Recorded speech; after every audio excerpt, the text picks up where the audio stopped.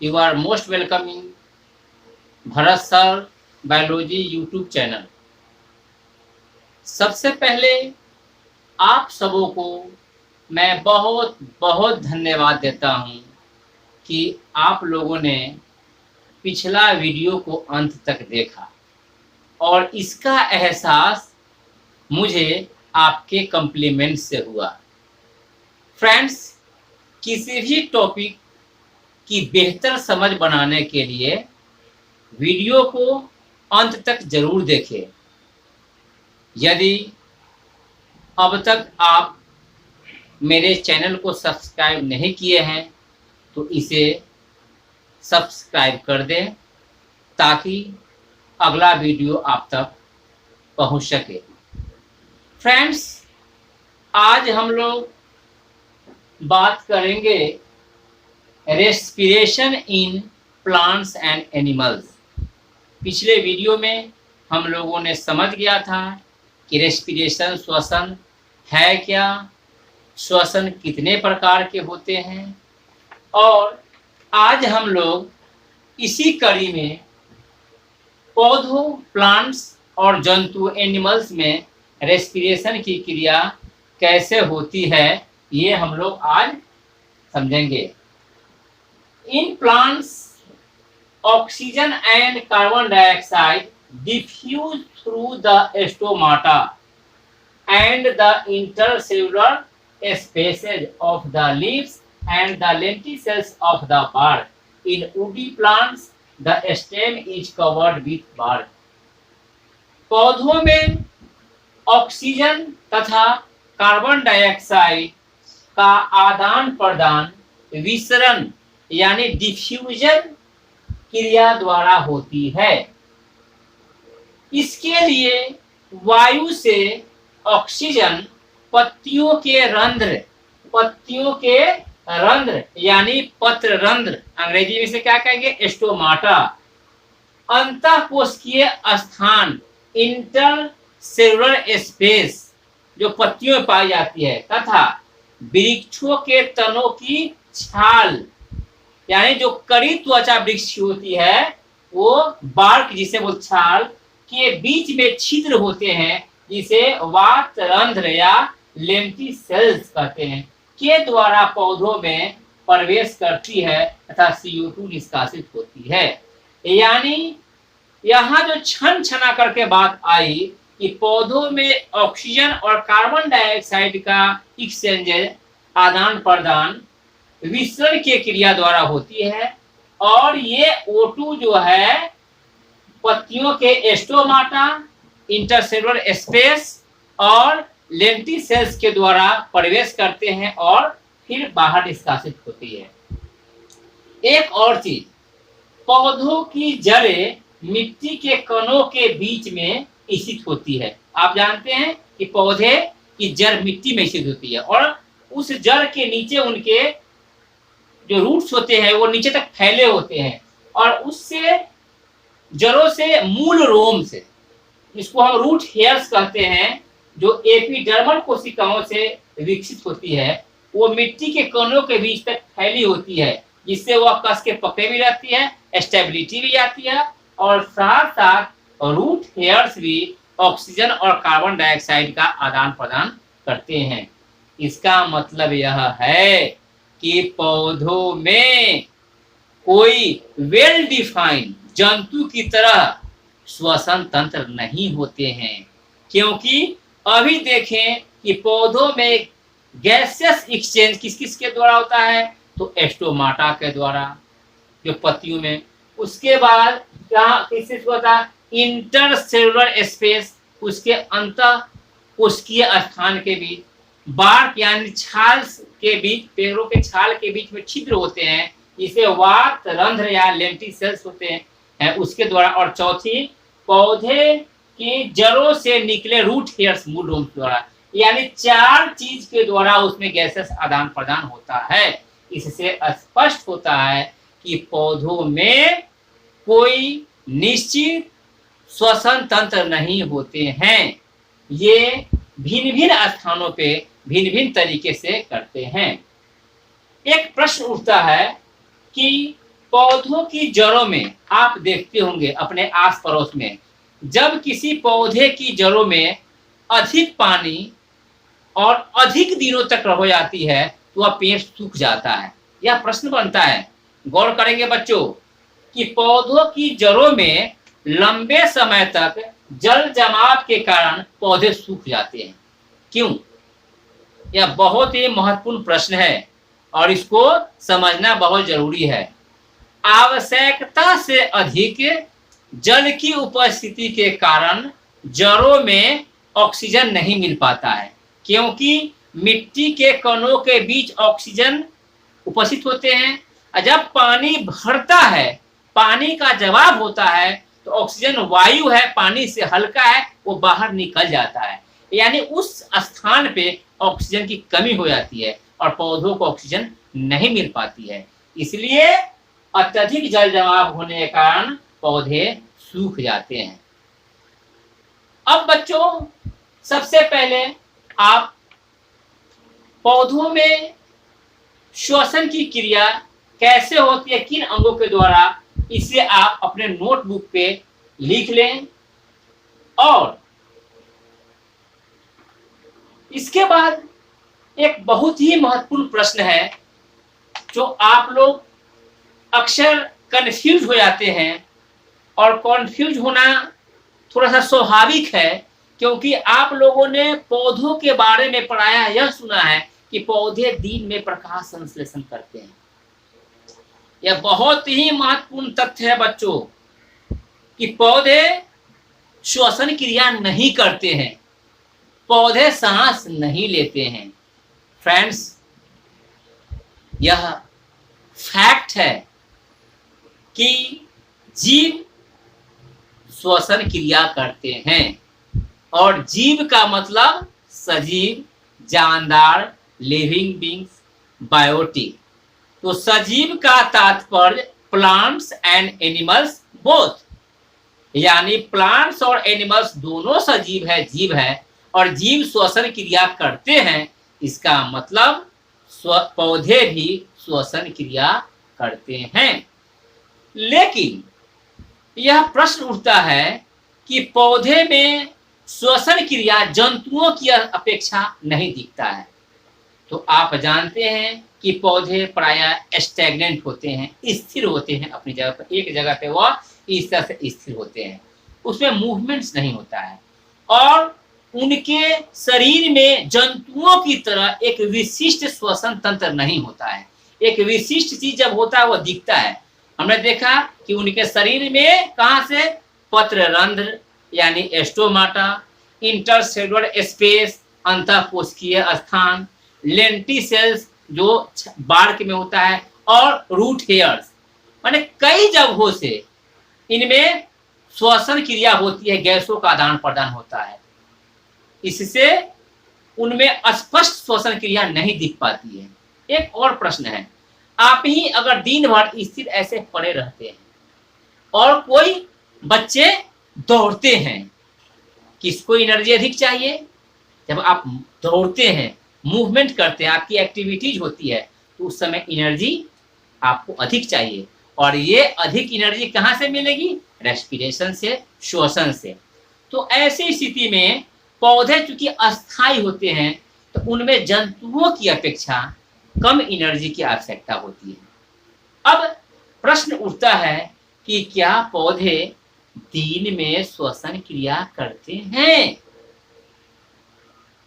मित्रों, यह बहुत ही गूढ़ प्रश्न है। इस प्रश्न में बच्चे प्रायः कंफ्यूज हो जाते हैं, असमंजस की स्थिति में हो जाते हैं, लेकिन असमंजस नहीं करना है। पौधे या जंतु 24 आवर्स 24 घंटे श्वसन की क्रिया करते हैं। इस बात को आप लोग अपने माइंड में सेट कर ले। आप लिख भी ले नोटबुक पे कि पौधे हो या जंतु 24 घंटे यानी दिन रात लगातार श्वसन की क्रिया करते हैं। लेकिन पौधों में श्वसन की क्रिया दिन में धीमा होता है। क्योंकि आप जानते हैं कि पौधे प्रकाश संश्लेषण की क्रिया भी करते हैं, और प्रकाश संश्लेषण की क्रिया वह भोजन बनाने के लिए करते हैं, जिसमें क्या करते हैं, वो वायुमंडल के कार्बन डाइऑक्साइड को कंज्यूम करते हैं, उपभोग करते हैं, और ऑक्सीजन को प्रकाश संश्लेषण के बाद छोड़ते हैं। दिन में प्रकाश संश्लेषण की क्रिया की गति श्वसन से अधिक होती है। दिन में भी पौधे श्वसन की क्रिया करते हैं।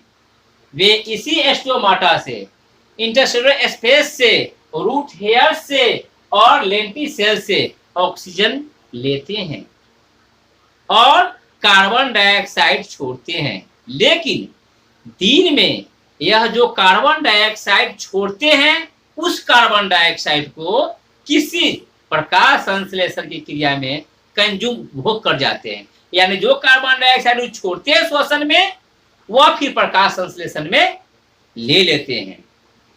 लेकिन कभी कभी आपसे यह प्रश्न पूछा जाता है कि रात में पेड़ के नीचे हमें नहीं सोना चाहिए। यह प्रश्न स्वाभाविक है, यह श्वसन से जुड़ा हुआ प्रश्न है बच्चों। क्यों? तो अभी आपने समझा कि दिन में पौधों में प्रकाश संश्लेषण की गति तीव्र होती है और श्वसन की गति धीमा होती है, लेकिन रात में प्रकाश संश्लेषण की गति क्रिया नहीं होती है। रात में सिर्फ श्वसन की क्रिया होती है, यानी श्वसन की गति तीव्र होती है। तो रात में जब पौधे ऑक्सीजन लेते हैं तो वह कार्बन डाइऑक्साइड छोड़ते हैं, और वहां रात में वो कंज्यूम नहीं करते हैं प्रकाश संश्लेषण के लिए। इसका मतलब यह है कि रात में पौधे कार्बन डाइऑक्साइड छोड़ते हैं, और आप जानते हैं कि कार्बन डाइऑक्साइड गैस हमारे लिए खतरनाक है। हम अगर उसका इस्तेमाल करते हैं तो दम घुट सकता है, हमारी जाने जा सकती है, और गर्मी का एहसास होता है। तो रात में हमें पेड़ के नीचे नहीं सोना चाहिए, क्योंकि रात में पौधे श्वसन क्रिया के फलस्वरूप कार्बन डाइऑक्साइड छोड़ते हैं। जबकि दिन में हम जब पौधों के नीचे आराम करते हैं तो मुझे बहुत आराम का, कंफर्टेबल महसूस होता है, क्योंकि दिन में पौधे क्या होता है, ऑक्सीजन छोड़ते हैं। क्योंकि दिन में अगर वो कार्बन डाइऑक्साइड श्वसन में छोड़ते हैं तो वो उसको ग्रहण भी कर लेते हैं प्रकाश संश्लेषण में। अब अगला जो टॉपिक्स है तो उसमें क्या है कि पौधों में आपने देखा कि दोनों क्रियाएं होती है, प्रकाश संश्लेषण की क्रिया भी और श्वसन की क्रिया भी। तो पौधों में प्रकाश संश्लेषण की क्रिया और श्वसन की क्रिया में क्या अंतर है, हम अब उसे देखेंगे। फ्रेंड्स, आप जब तक पूरी वीडियो को नहीं देखेंगे आप कॉन्सेप्ट को नहीं समझेंगे। हर टॉपिक के बाद अगले टॉपिक के साथ जुड़ाव है, और अवधारणा को संपुष्ट करने के लिए, कॉन्सेप्ट को क्लियर करने के लिए यह जरूरी है कि आप पूरी वीडियो को देखें, अंत तक देखें, तब इसके बीच में जो रिलेशनशिप है, एक जुड़ाव है, एक लिंक है, जिससे आपका कॉन्सेप्ट क्लियर होगा। अब हम लोग differences between photosynthesis and respiration को देखेंगे। ये नोट कर लिए बच्चों?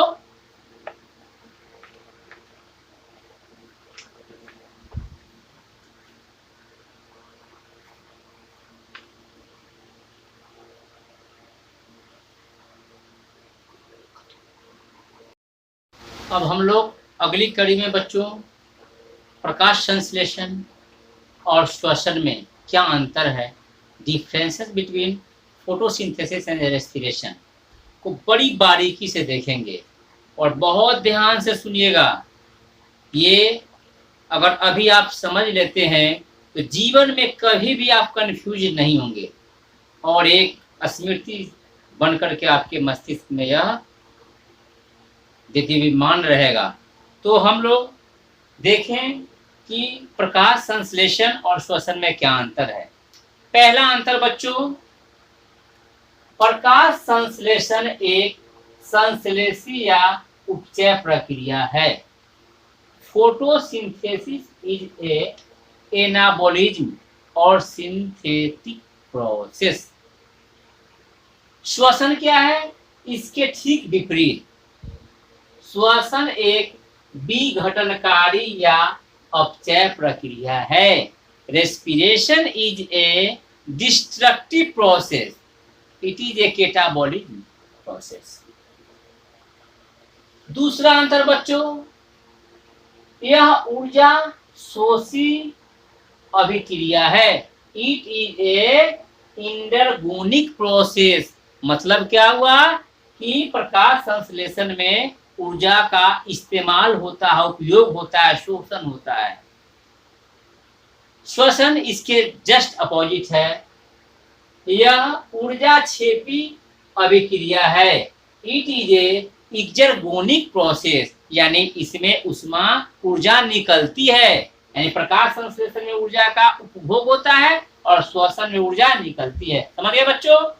तीसरा अंतर हम लोग देखें, इसमें शर्करा का निर्माण होता है। आपने देखा कि प्रकाश संश्लेषण में ग्लूकोज बनता है, तो प्रकाश संश्लेषण में शर्करा यानी ग्लूकोज का निर्माण होता है। ग्लूकोज और starch is form by the process of respiration. इसमें शर्करा का विघटन होता है। The glucose is break down into respiration. श्वसन में ग्लूकोज का विघटन होता है। चौथा बच्चों एक बार ध्यान दीजिए, प्रकाश संश्लेषण में शर्करा का निर्माण होता है। Glucose is form in the process of photosynthesis, जबकि इसके विपरीत रेस्पिरेशन यानी श्वसन में शर्करा का विघटन होता है। Glucose is break down in respiration. चौथा पॉइंट, इसमें प्रकाश ऊर्जा रासायनिक ऊर्जा में बदलता है। Light energy convert into chemical energy in photosynthesis. श्वसन में इसमें रासायनिक ऊर्जा के भिन्न भिन्न रूपों में परिवर्तन होता है। इसमें रासायनिक ऊर्जा के भिन्न भिन्न रूपों में परिवर्तन होता है। Chemical energy is change into different types of energy in respiration. पांचवा पॉइंट बहुत महत्वपूर्ण है बच्चों, प्रकाश संश्लेषण यह केवल दिन प्रकाश में होता है। प्रकाश संश्लेषण केवल दिन में होता है। Photosynthesis is completed in during day, but लेकिन श्वसन यह दिन और रात दोनों समय निरंतर होता है। Respiration is continue day and night continuously. दिन और रात दोनों में हम लोग सांस लेते हैं और पौधे भी लेते हैं, लेकिन प्रकाश संश्लेषण क्रिया केवल दिन में करते हैं। 6 पॉइंट बच्चों, इसमें जल H2O तथा CO2 कार्बन डाइऑक्साइड का उपयोग होता है तथा कौन गैस मुक्त होती है? ऑक्सीजन मुक्त होता है। Water and carbon dioxide is consumed in the process of photosynthesis and oxygen is given out liberated in the photosynthesis. इसके जस्ट अपोजिट श्वसन में क्या होता है? इसमें ऑक्सीजन का उपयोग होता है और कार्बन डाइऑक्साइड और जल मुक्त होता है। O2 oxygen is consumed in the respiration and CO2 and H2O is given out और लिबरेटेड। सातवां, यह केवल पर्णहरित क्लोरोफिल क्लोरोप्लास्ट में होता है। The photosynthesis only completed in specified cell chlorophyll, but श्वसन यह प्रत्येक कोशिका के जीव द्रव साइटोप्लाज्म या प्रोटोप्लाज्म तथा माइटोकॉन्ड्रिया में होता है। Respiration is completed in every cells of the living organism in cytoplasm and mitochondria both. अब आठवां पॉइंट बच्चों ध्यान से देखेंगे, इसके द्वारा पौधों का शुष्क भार बढ़ता है। That mean dry weight is increase in the photosynthesis, क्योंकि उसमें निर्माण होता है, कुछ बनता है। जस्ट अपोजिट श्वसन में क्या होता है? इसके द्वारा पौधों का शुष्क भार घटता है, कमता है, क्योंकि इसमें टूटता है, विखंडित होता है ग्लूकोज। तो in the respiration dry weight is decreasing continuously. प्रकाश संश्लेषण के लिए कौन सा क्या इक्वेशन है, बोर्ड मॉडल क्वेश्चन है, प्रकाश संश्लेषण का समीकरण दे। 6CO2 plus H2O, sunlight, chlorophyll, C6H12O6, 6H2O and 6O2, carbon dioxide, जल, सूर्य का प्रकाश, पनहड़ी, ग्लूकोज, जल और ऑक्सीजन मुक्त होती है। इसके ठीक विपरीत श्वसन के लिए कौन सा समीकरण है, C6H12O6 plus 6O2, oxidation process, 6CO2, 6H2O and energy, यानी ग्लूकोज और वो ऑक्सीजन के साथ जब प्रतिक्रिया करते हैं, ऑक्सीकरण की क्रिया होती है, तो क्या होता है, कार्बन डाइऑक्साइड, जल और ऊर्जा मुक्त होती है। बच्चों, यह बहुत ही महत्वपूर्ण पॉइंट है और इसे आप क्या करें, नोट कर लें अपने नोटबुक में। लिखने के साथ साथ मुझे विश्वास है कि आप अपने मस्तिष्क में भी इसे स्मृति पटल पे अंकित कर ले, आप अपनी मेमोरी में भर ले, ताकि जब भी, और ये दिमाग रखना कि प्रायः फोटोसिंथेसिस के अपोजिट रेस्पिरेशन श्वसन है, प्रकाश संश्लेषण के ठीक विपरीत श्वसन है। अगर इसके पॉइंट्स को अगर आप याद करते हैं तो इसके अपोजिट्स ये है। अब इसको सबसे पहले आप नोट कर ले बच्चों। तो अब हम लोग बच्चों रेस्पिरेशन इन प्लांट्स देखे थे। अगली कड़ी में अब हम लोग, आप भी और हम भी जंतु हैं, तो अब हम लोग रेस्पिरेशन इन एनिमल्स को देखेंगे, जंतुओं में गैसों के आदान प्रदान। तो आपको पता है कि जंतु यूनिसेलुलर और मल्टी सेलुलर होते हैं, एक कोशिकीय होते हैं, बहुकोशिकीय होते हैं। मल्टी सेलुलर में भी दो तरह के होते हैं, एक सिंपल मल्टी सेलुलर और एक कॉम्प्लेक्स या एडवांस मल्टी सेलुलर। यूनिसेलुलर और सिंपल मल्टी सेलुलर एनिमल्स की हम बात करते हैं। अमीबा की आपने देखा, पैरामेसियम। अमीबा पैरामेसियम क्या है, सिंगल सेल्ड एनिमल है, यूनिसेलुलर एनिमल है, एक ही कोशिका का उसका शरीर बना हुआ है और इसी एक कोशिका के द्वारा वो क्या करता है कि गैसों का आदान प्रदान करता है, O2 लेता है और CO2 ये छोड़ता है। उसी तरह से स्पॉन्ज, सिरेंटेटा, प्लेनेरिया और निमेटोड्स में भी सेल मेम्ब्रेन के द्वारा ही डिफ्यूजन होता है। बच्चों, डिफ्यूजन के बारे में आप जानते हैं, और यदि नहीं जानते हैं तो बिल्कुल सरल शब्दों में समझे कि अगर आपके घर में या पूजा घर में या किसी अन्य जगह पे अगरबत्ती जलती है और दूर तक उसका आपको सुगंध मिल जाता है, कैसे मिलता है? अगरबत्ती यहाँ जलाई गई और यहाँ से 50 मीटर दूर आपको उसका सुगंध मिल रहा है, कैसे वहां से गया? हवा के माध्यम से, यानी movement of the molecules from higher concentration to lower concentration.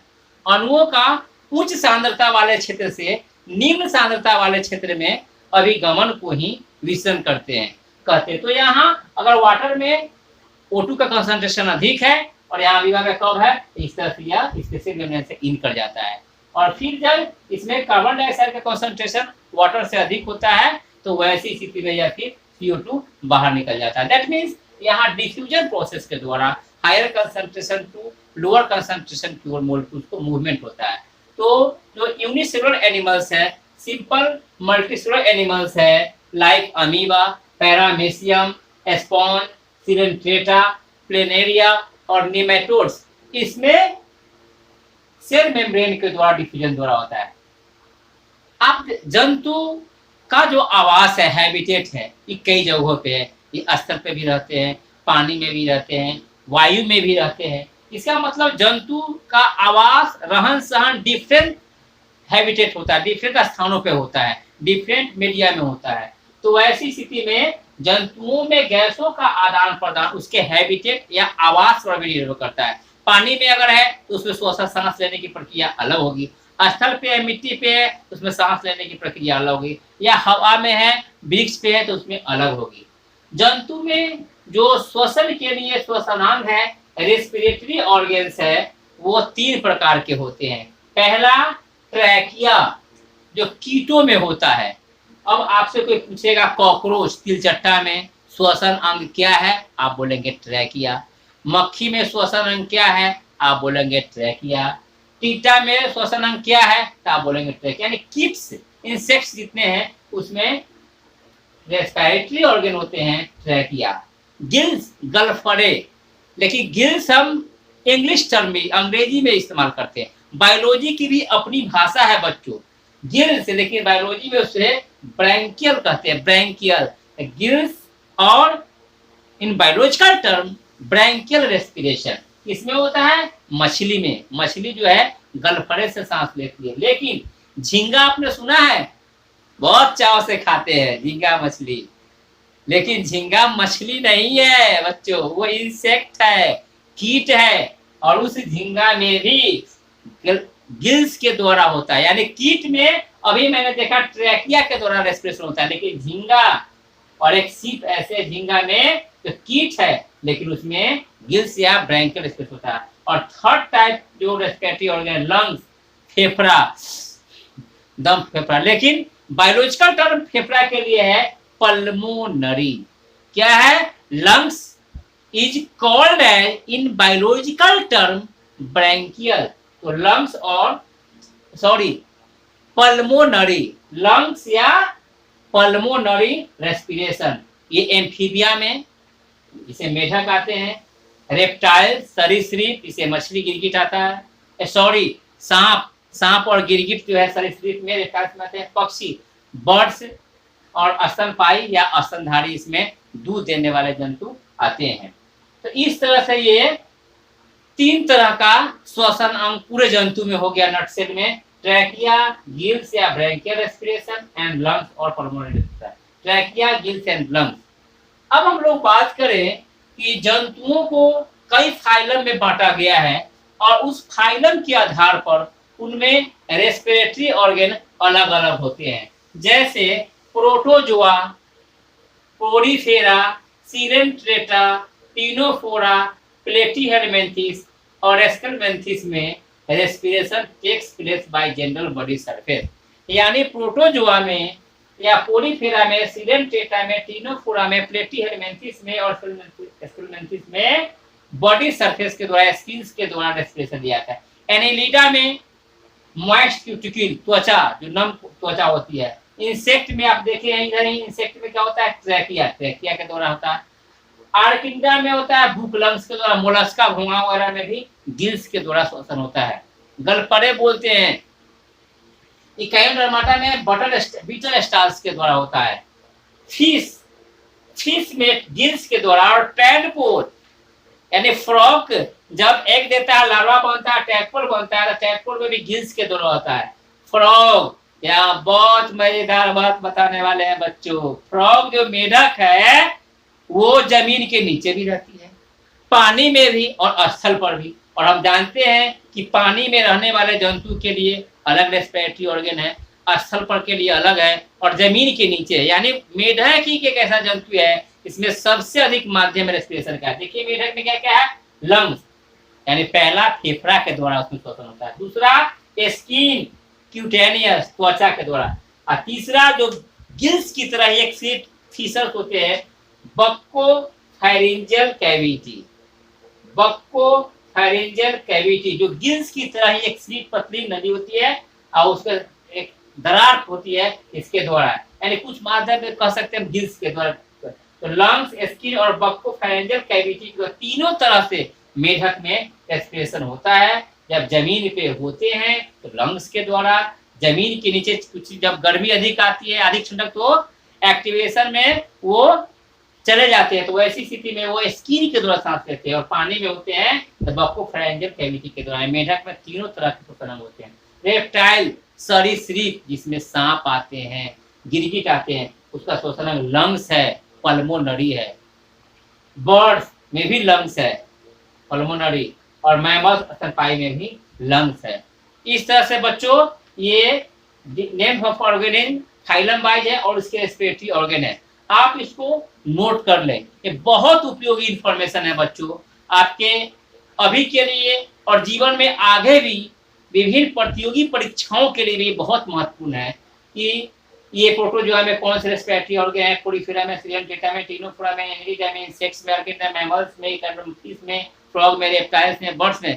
तो ये आपको फाइलम वाइज इसके जो है और एग्जाम से पूछते हैं बोर्ड में कि तिलचट्टा किस अंग के द्वारा श्वसन सांस लेते हैं या मछली के श्वसन अंग क्या है, पक्षी किस चीज से सांस लेते हैं, ये आपके ऑब्जेक्टिव प्रश्न भी पूछे जाते हैं। अब कई बार लगातार बोर्ड्स में ये आए हैं कि तिलचट्टा के श्वसन अंग क्या है, तो क्या है, ट्रैकिया है। बच्चों थोड़ा सा श्वसन अंग की हम बात कर रहे हैं तो वैसी स्थिति में हम फिश के मछली के श्वसन अंग के बारे में नोट्स कर लिए बच्चे। अब हम मछली के श्वसन अंग के बारे में देखेंगे कि किस तरह से मछली के श्वसन गिल्स जो बड़ा इंटरेस्टिंग चीज है और आपको मछली का तस्वीर बनाने में भी बहुत अच्छा मजा आता है।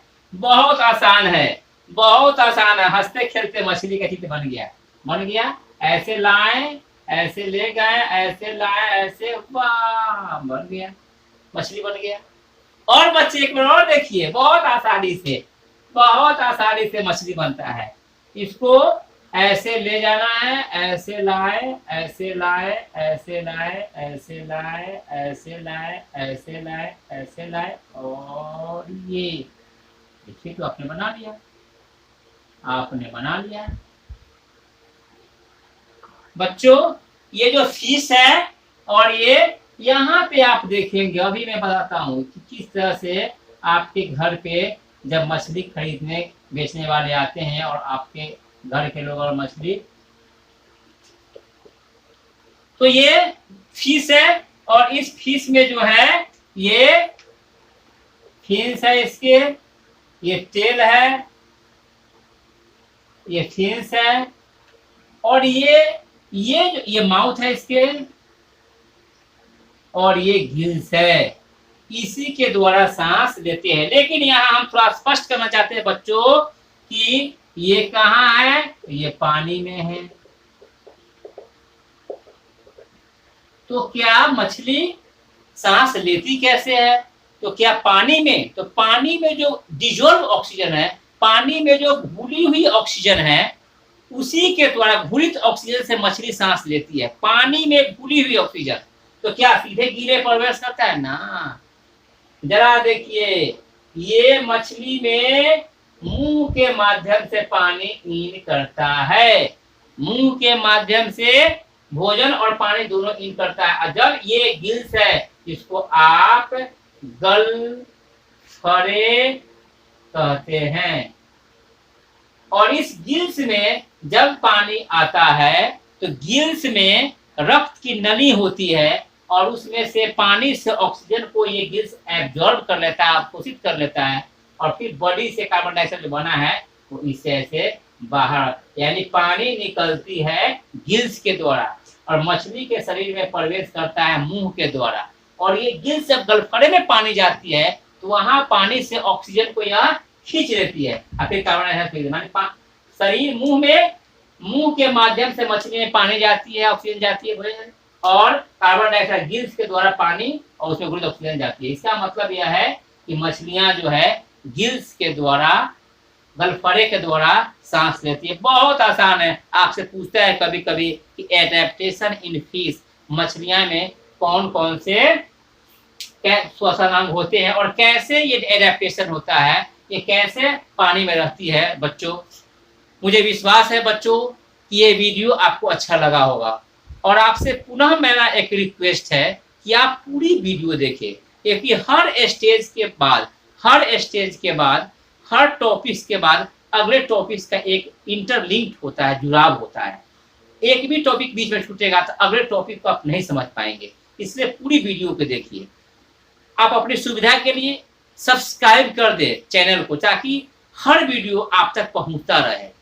आप कमेंट करें हमें और मैं पुनः प्रत्येक वीडियो की तरह इस वीडियो में भी आपको यह संदेश देना चाहता हूं कि भरत सर आपको बायोलॉजी सिखा सकते हैं। बायोलॉजी की समझ विकसित कर सकते हैं, आपको रास्ता दिखा सकते हैं, आपके मार्गदर्शक की भूमिका हो सकती है। लेकिन फ्रेंड्स, आपके रियल फ्रेंड्स, आपके वास्तविक दोस्त, सच्चा दोस्त पुस्तक होते हैं। आप काइंडली अपने पुस्तक से, किताबों से दोस्ती करें, किताबों का अध्ययन करें। हो सकता है कि इसमें कोई पार्ट छूट गया हो या कुछ उसमें नई बातें हो, तो आप मुझे कमेंट करके बताएं, ये टॉपिक इस पेज में ये चीज़ की चर्चा है। मैं आप ही के लिए हूँ और मैं आपकी हर समस्या से रूबरू हूँगा और आपकी हर समस्या मेरी समस्या होगी। और मैं यह भी कहता हूँ कि आप अपने कॉम्प्लीमेंट, चाहे वो आपको समझ में आती है या नहीं समझ में आती है, तो भी आप मुझे भेजते रहें। हम कोशिश करेंगे कि मैं आपकी समस्याओं का समाधान करूं। और मैं जाते जाते आपको यह कहूँगा कि जीतना तब आवश्यक है जब लड़ाई अपने आप से हो। गौर कीजिएगा, जीतना, हारना तब आवश्यक है जब लड़ाई अपनों से है। कोई अपने आदमी से अगर आपको लड़ना पड़े तो आप हार जाइए, क्योंकि अपना ही जीतेगा और नुकसान बहुत कम से कम नुकसान होगा। तो कहा गया है कि हारना तब आवश्यक है जब लड़ाई अपनों से हो, जीतना तब आवश्यक है जब लड़ाई अपने आप से हो। अगर आपको अपने आप से लड़ाई है तो आप जरूर जीतिए, उस पर विजय पाइए कि हम इस काम को करेंगे तो करेंगे।